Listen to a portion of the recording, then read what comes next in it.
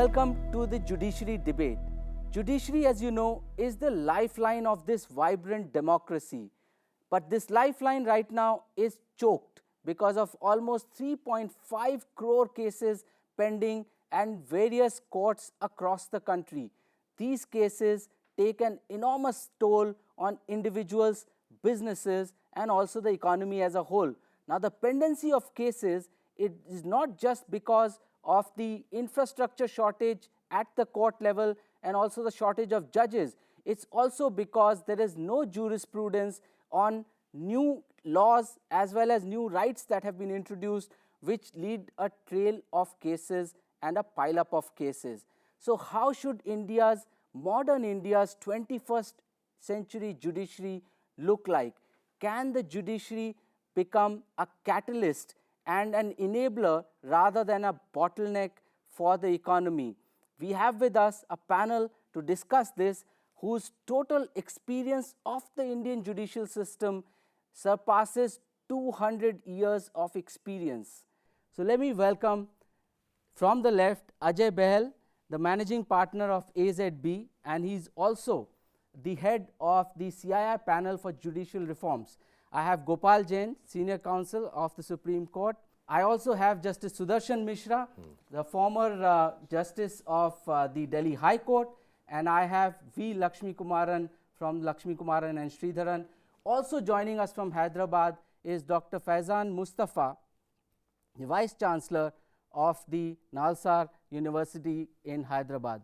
Welcome, gentlemen. Let me start with you, Ajay. If you'd like to tell us what are those factors you have assessed which are choking up our system right now? So, Rajiv, I think one thing is important, that the economic survey, which talks about 3.5 lakh crore cases, actually is very incomplete, because currently, as you will see, a lot of our matters have been tribunalized. The concept was create specialized tribunals, NCLT, SAT, TD-SAT, FEMA tribunal, and so on and so forth, income tax tribunal. So first, this ignores all the matters that are pending in those places, which are at some place or time or the other going to end up in the judicial system and are going to add to the pendency there. It also ignores the amount of investigations that are pending with regulators, which take their own time and will again end up in the same system. So when you look at it from an economic perspective and a pain point, the pain point is not just the pendency in the high courts and the lower courts and the Supreme Court. That is important, but we cannot have a solution which ignores what is happening in the ecosystem. And therefore, what you need to look at in today's environment, not just adding judges and so on and so forth, that's good. You need a more holistic solution for the ecosystem, where not only you deal with the pendency of cases, you also try and reduce the pipeline of cases that are going to go there, and you find ways to reduce the cases that are clogging the system there. The government has actually committed to reducing its own litigation, but this hasn't quite delivered results just yet. 82% of all cases, government is a party. So government is the biggest litigator. Precisely. And in most cases, when government loses, immediately the officers will say go in appeal. Yes. But coming back to this de-choking of the system, in the last Finance Commission, we talked about court management, and a reference was made by the previous speakers. So at Nalsar, I started a specialized MBA in 2014 on court management, and in number of high courts, court managers were recruited. Now you see, the idea of the whole court management is that judges are ill-suited to manage the case flow. So we need specialist people. In United States, they started it in 1961, but in the new Finance Commission, there is no reference to court management. Now they are talking of administration of justice. And number of these people, court managers, say in Andhra Pradesh, some 50 people were recruited, and several other high courts, similar number was there. Their services were eventually terminated. Justice Mishra, you've been on that hot yes. seat. What about the economic fallout of judicial decisions? Let's just and personal fallout of economic judicial decisions. Well, it's like this. The law is fairly clear and it has to be followed. I mean, that's about it. Apart from that, if there are any, shall we say, other larger considerations that should also be read into considered as being a part of the law if there is warrant for that. Sure. In other words, if there is precedent, if the Supreme Court, for instance, has laid down any line of thought on a particular area, or which let us say canvasses for a particular line of interpretation of the statute, Right. then naturally all other courts are bound to follow that, including the Supreme Court itself in later decisions. It's binding precedent.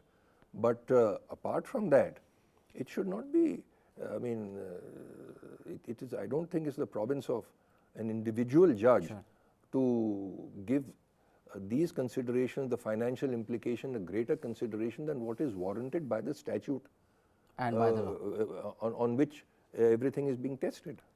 So, Mr. Lakshmikant, you did mention the fact that tribunals and I would also add regulators, because we have been discussing that is where many of the things get stuck. Now, what is the solution in your view? We can divide these tribunals into broadly two categories. One is tax tribunals, other one is regulatory tribunals. If you are talking about the tax tribunals, there is immense scope for reducing the pendency and also reducing the scope. Okay. The first thing is we must attack the source. The source of the entire litigation on the taxes come because of the attitude and aggressive method by which the tax department goes about collecting the taxes. Sure. So And what their is government has a major role to play. exactly? What exactly important is to change the mindset of the officers as to on what cases they should go after people who have been actually cheating the government. In what are the cases where they can sit and discuss and, hey guy, you pay the amount, finish it. So that's the way I think we can reduce it tremendously on this particular thing.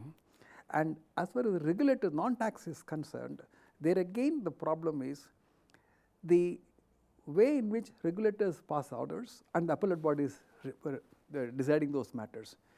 There are lots of improvement can take place, but you are talking about the economic fallout of the major decisions. Leave alone the taxes. For example, you are talking about the case of mines.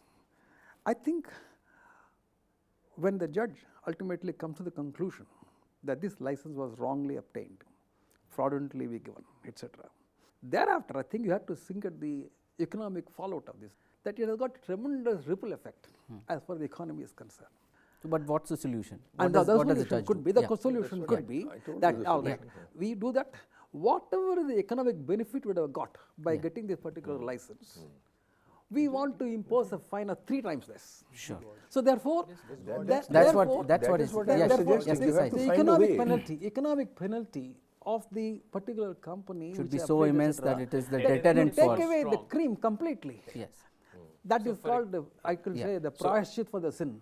So, exactly as Mr. Lakshmikumaran said, simply let's take telecom as an example. You cancel the license saying that you wrongly got it. What was the underlying presumption?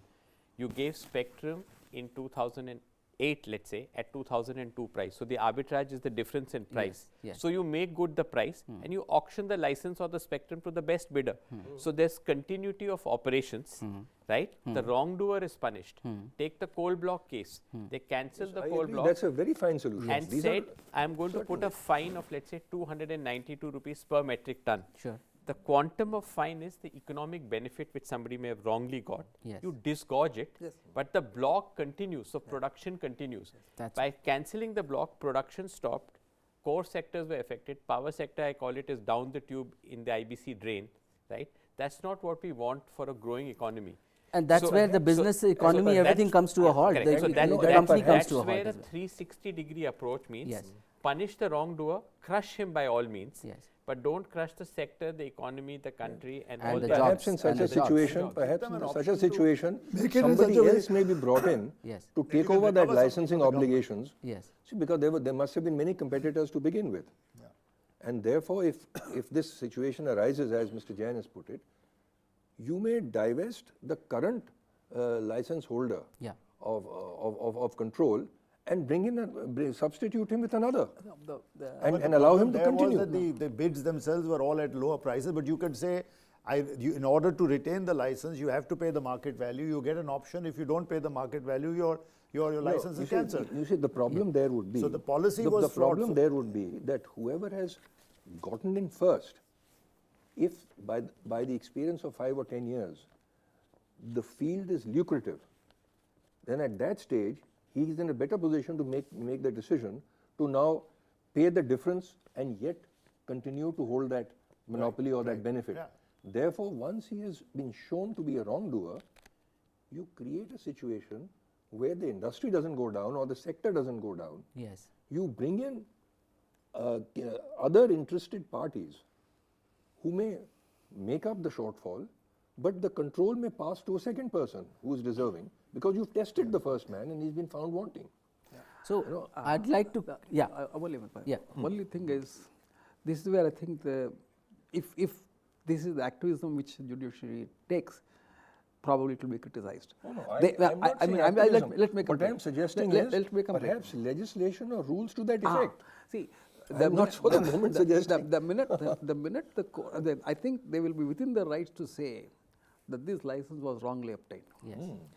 They can say very clearly, this is the economic benefit this particular company got because And of you this. impose a penalty or impose the fine multiple and then times take it of- out. Yes. But then if you are going to bring others into the particular place to step in his shoes, there is a very complicated process. The judges are not equipped to do that. Not at all. I agree. I agree.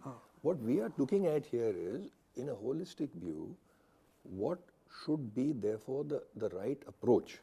And in a holistic manner, if that stage comes where the court has taken this position and has come to these conclusions, the court must then have sufficient power, perhaps through legislation or otherwise, to then take the next step as we are suggesting, which might be there in appropriate legislation, that no, these things can be set right in this fashion, provided the court may examine those aspects. Right. So, let me just get in Dr. Mustafa. Or perhaps the court may direct the state to carry out the next phase, the next exercise of continuity, maintaining continuity in somebody else's hands.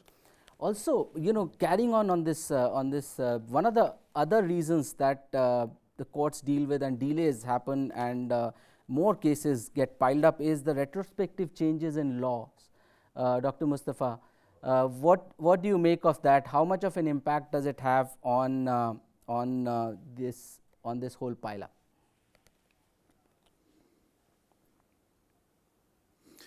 No, I would like to respond to the earlier discussion. While it's true that in many cases, because of courts' decisions, the industry went out of business. Yes. And I concede the point that if we have some speed in our judicial system, at least 0.5% GDP will go up. But there are cases, where courts have been trying to uphold the liberalization policies of the government, and courts went with the government in upholding such policies. There have been cases where court have been helping the business. Just to give you an example from the Competition Commission, as per their law, the Competition Commission imposed fine on the total turnover when the matter went to the Supreme Court. Yes. Supreme Court said it will be the relevant turnover. So the penalty from some 11-12 crores became about 2 crores or so. Yes. And in respect of labor cases, the experience is that you will get a order in favor of labor from the labor commissioners, but when they will go to the industry, will go to the court, then the high courts will stay that order. So I would say that it's a mixed bag. In many cases, the courts have been upholding government policies, but this kind of decision that the court cancelling this D&D contract and changing the contract and making it free, no toll there, I think this is not the domain of the court, and court should ideally not be there. Similarly, the retrospective laws, ideally in criminal law it is absolutely prohibited, but the kind of tax post Vodafone, for instance, we imposed, it's tax terrorism, and this should not happen. You would like to come in on this, right? Retrospective laws? I think you touched a very, very important point, and it's a nerve center of the raw nerve, as we put it, about the retrospective legislations. Yes. I am reminded of Mr. Palkiwala's comment on this. Whenever there is a judgment of a court interpreting the law and laying down the law, if the government instead of respecting it, in the next available opportunity they amend it with retrospective effect most of the times, Yes. creating provisos and explanations and all. With the result, a tax law which is directed to a common citizen who is supposed to understand this law, he cannot understand. The competent lawyers are not struggling, judges are struggling because of various provisos and explanations and commas and notwithstanding, etc. This has really complicated the tax laws in India. And I would say if you look at the tax laws in various countries, I think probably India will be in the top 5 as far as the complications are concerned. It is though. We'll take a short break now. When we come back, we'll continue this very interesting debate.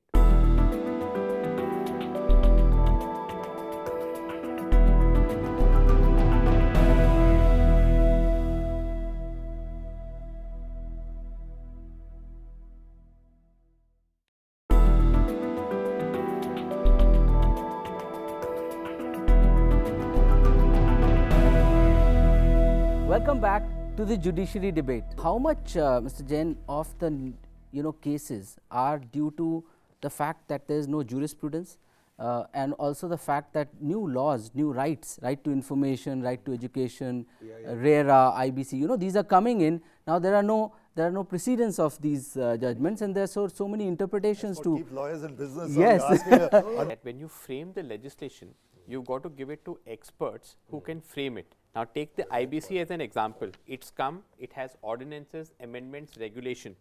It's work in progress. Yeah. So some set of cases will be decided in a regime X, then it will be changed. So you're moving to another regime. So the same issue will be decided in 2 different ways. Yeah. Does that resolve issues or create more Yeah, uncertainty? yeah. Started with the recent judgment which he mentioned where financial and operational creditors have been put at par. Yeah. So far more thought has to first go into the legislation, then people who will implement that legislation, their ability and expertise to understand and grasp the issue, and then the infrastructure and the facility to deal with it. So it has to be a roadmap from beginning to end. So first fix the objective of that legislation, get the best minds to draft it, don't send it to a dead old fogey department in the law ministry who just churns out legislation, just like they're churning out that's, and again the economic framework Yes. and parameters which the ingredients which have to go into it. That's important. If you get the right law, you won't look at litigation. So this is where decision makers, as he said, have to be innovative Yes. and think out of the box rather than saying legislation for the sake of legislation and I'll let the situation deal with it. No. Well, Yes. I would say And the I'm going out of the legislation box is a little drafters- more than decision making. No, I think the out of the box is to legislation find drafters have to be solutions which competent. don't This is exist what you're today. saying really. I mean, take limitation. What At you're least the really tax saying is- department, Lakshmi, I know. decides a decision, takes a decision. They know there is a limitation. Within 2 years, an assessment, good, bad, or indifferent, has to be framed. That's why today every regulatory agency which has investigative powers has people from the tax department, because at least they are used to taking decisions within a time frame. You look at FEMA, how many matters, if you look at the pendency, 16,000 matters, 7,000 matters, there's no transparency, nobody can find out what those matters are. So the way I think we have to approach it is give all these forums the infrastructure they need, give them the modern facilities they need, but also create the requirement for transparency. How many matters I wanted are to pending? come to the I only When one yeah, were comment they to make. allowed? Yeah, When quickly, were they there? quickly. How long have they been pending? Let's all be aware of them. I have only one comment to make. Yeah. You mentioned about the new laws like RERA, Yes, or IBC, IBC, etc., where there is not much of precedent, Yes. therefore it is a good. You forgot a legislation called a GST. Yes. That Yes, it has also jurisprudence, the new jurisprudence would be created, Yes. that equal to sum total of all those laws, what you are talking about, etc., is That's nothing. right. That's right. This GST law also- is going to be a mammoth law. And there is no precedent, because Yeah. first of all they are talking about supply. Till now we have been never talked about the word supply. What is the meaning of supply? And it is going to have tremendous amount. And I want to congratulate and commend Ajay. He says we don't have a tax legislation where I can go back to the authority with no guilt. I must pay the duty and come back. Yes. The taxes. It is not there. Today, if you are going to a compounding of an offence, even though we know we are not competent, but then we don't want to go to the criminal trial.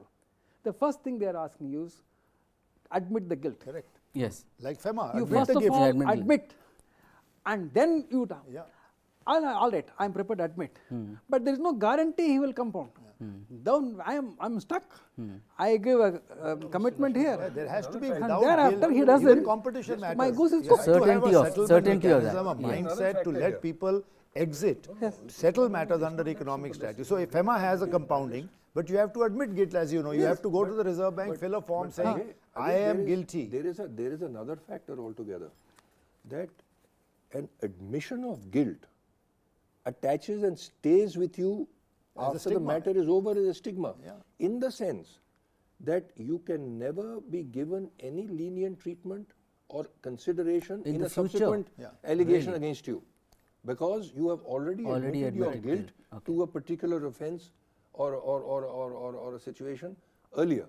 So that is, in fact, it's a bad, it's a In double fact, whammy. in the case of But you, therefore, see, his the idea one that difference can is, go- should be a see, no that's guilt why, settlement. Lakshmi, Pay the demand. we are referring to the Companies Act because that is a great model because Yes. the Companies Act does not require you Yeah. to admit guilt Yes. for compounding.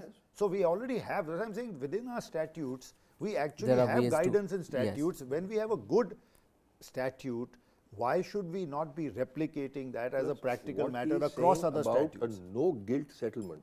The whole concept of no guilt is a very deep one. Yes. Yeah.